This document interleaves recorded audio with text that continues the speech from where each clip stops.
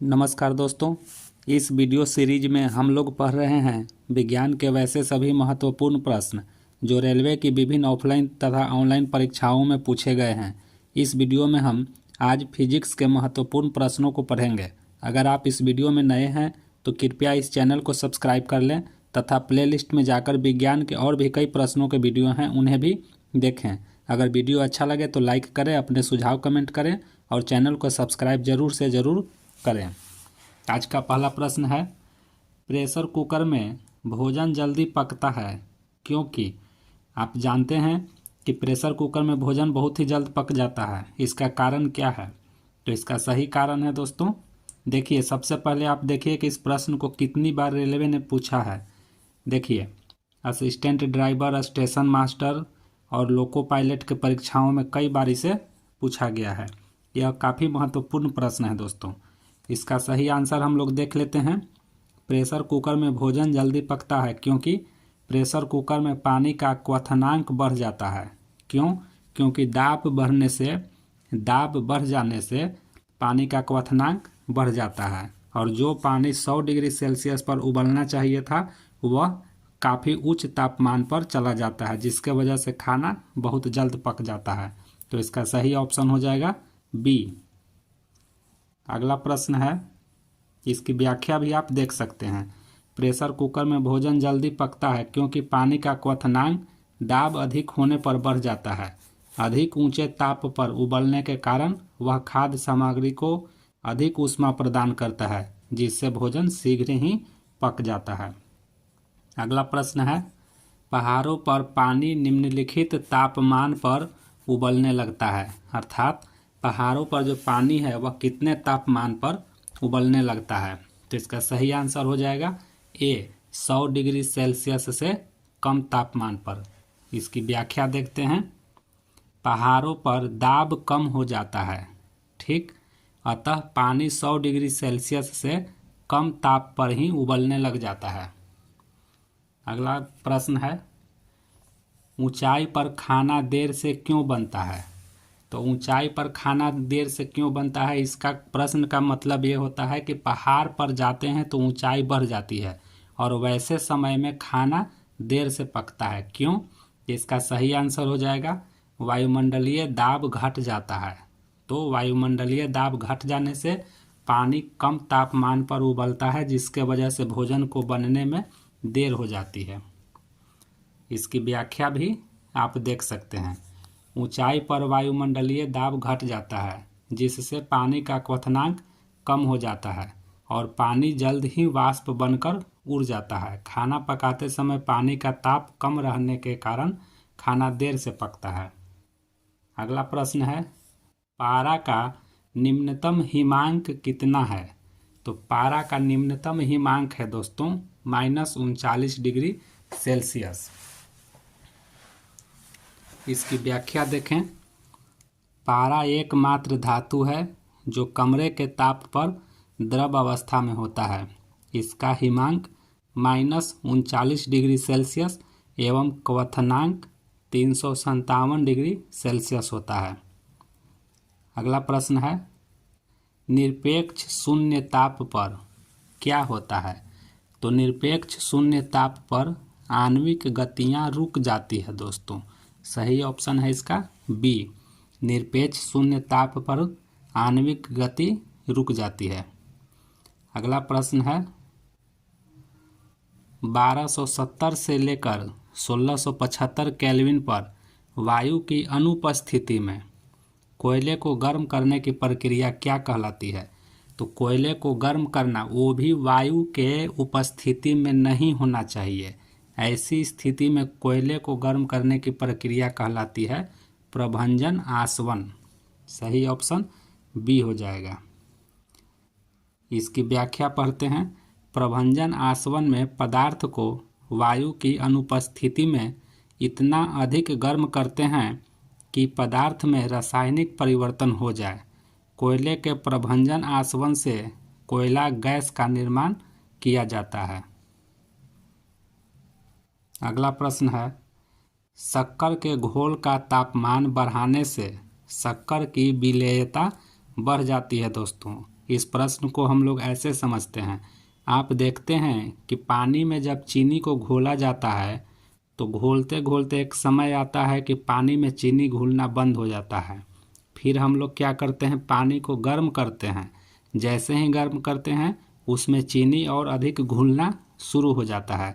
इसी तरह का यह प्रश्न है कि शक्कर के घोल का तापमान बढ़ा देने से शक्कर की विलेयता बढ़ जाती है, ज़्यादा हो जाती है। दोस्तों इसकी व्याख्या देखिए, शक्कर के घोल का तापमान बढ़ाने पर शक्कर की विलेयता बढ़ जाती है क्योंकि इससे शक्कर के अणुओं को तोड़ने के लिए ऊर्जा प्राप्त हो जाती है। अगला प्रश्न है, आणविक संघटन के द्वारा ऊष्मा का संप्रेषण क्या कहलाता है? तो आणविक संघटन के द्वारा ऊष्मा का संप्रेषण संवहन कहलाता है। सही ऑप्शन बी हो जाएगा। इसकी व्याख्या पढ़ते हैं, संवहन की प्रक्रिया में ऊष्मा का संचरण अणुओं के वास्तविक स्थानांतरण के द्वारा होता है। अगला प्रश्न है, गैस को समतापीय रूप से फैलने देने पर, फिर से पढ़ते हैं, गैस को समतापीय रूप से फैलने देने पर क्या होता है? तो गैस को समतापीय रूप से फैलने देने पर इसके द्वारा कार्य किया जाता है। इसका सही आंसर हो जाएगा ए। इसकी व्याख्या पढ़ते हैं, गैस को समतापीय रूप से फैलने देने पर इसके द्वारा कार्य किया जाता है क्योंकि समतापीय प्रक्रम में प्रक्रम द्वारा कार्य किया जाता है। अगला प्रश्न है, ऊनी कपड़े सूती वस्त्रों की अपेक्षा गर्म होते हैं, क्यों? तो इसका सही आंसर हो जाएगा, ताप के अच्छे रोधक होते हैं। अच्छा रोधक होने के वजह से ऊनी कपड़ा ज़्यादा गर्म होता है, इसीलिए ठंड के मौसम में हम लोग ऊनी कपड़े पहनते हैं। इसकी व्याख्या पढ़ते हैं, ऊनी कपड़े सूती कपड़े की अपेक्षा ज़्यादा गर्म होते हैं क्योंकि ऊनी कपड़े के बीच में हवा होती है जो ऊष्मा के कुचालक का कार्य करती है, इसीलिए ऊनी कपड़े ज़्यादा गर्म होते हैं। अगला प्रश्न है, ग्रीष्म काल में हमें सफ़ेद वस्त्र धारण करने की सलाह दी जाती है क्योंकि सफ़ेद वस्त्र ताप का कम अवशोषण करता है। सही आंसर हो जाएगा सी, सफ़ेद वस्त्र ताप का कम अवशोषण करता है। अगला प्रश्न है, गर्मियों में सफ़ेद कपड़े पहने जाते हैं, क्यों? फिर से वही प्रश्न को देखिए दोस्तों, किसी और परीक्षा में दोहरा दिया गया है, इसीलिए मैं बता रहा हूँ कि इसमें जितने भी प्रश्न मैं आपको दे रहा हूँ उसके पढ़ करके प्रैक्टिस करिए। यह प्रश्न कई बार एग्जाम में पूछे दिए जाते हैं। गर्मी में सफ़ेद कपड़े पहने जाते हैं, क्यों? क्योंकि सफ़ेद कपड़े ऊष्मा के अच्छे परावर्तक होते हैं, अर्थात ऊष्मा को अवशोषित कम करता है। अगला प्रश्न है, शरीर से पसीना सबसे अधिक कब निकलता है? तो शरीर से पसीना सबसे अधिक जब तापक्रम अधिक और हवा आर्द्र हो, अर्थात हवा में नमी हो और तापमान भी अधिक हो, ऐसी अवस्था में शरीर से पसीना अधिक निकलता है।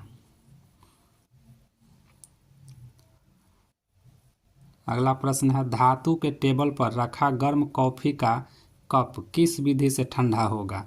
तो धातु के टेबल पर रखा गर्म कॉफ़ी का कप किस विधि से ठंडा होगा दोस्तों? तो यह कप ठंडा होने का कारण हो जाएगा चालन विधि, संवहन विधि, विकिरण विधि और वाष्पीकरण द्वारा। सभी विधियों के द्वारा यह कॉफ़ी धीरे धीरे ठंड हो जाएगी। अगला प्रश्न है, ऊष्मा विकिरणों की गति होती है, तो ऊष्मा विकिरण की गति कितनी होती है? ऊष्मा विकिरण की गति प्रकाश के गति के बराबर होती है। सही ऑप्शन बी। अगला प्रश्न है, बाहर से 4 भिन्न प्रकार के पेंट किए गए धातु के 4 प्यालों में से एक साथ गर्म कॉफ़ी डाली गई, सभी समय पश्चात किस प्याली की कॉफ़ी सबसे ठंडी पाई जाएगी? तो उसका पाया जाएगा दोस्तों जिसका खुरदुरा काला कलर का हो। अगला प्रश्न है, एक लोहे के हथौड़े को धूप में रखा जाए तो यह इसके लकड़ी के हत्था से अधिक गर्म होगा, क्यों?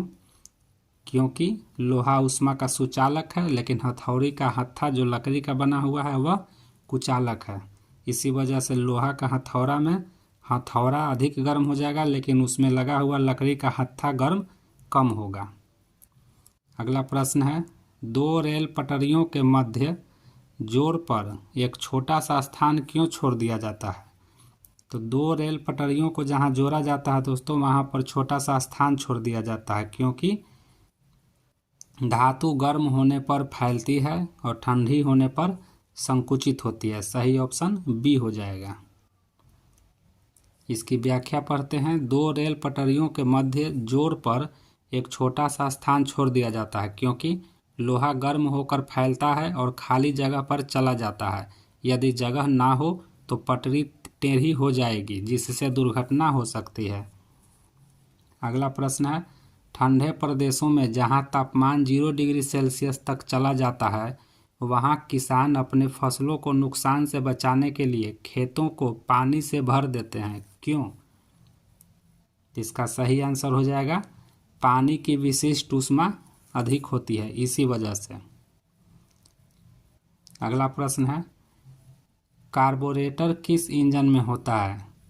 तो कार्बोरेटर पेट्रोल इंजन में होता है दोस्तों। कई बार यह प्रश्न पूछा जाता है कि पेट्रोल इंजन और डीजल इंजन के बीच क्या अंतर है।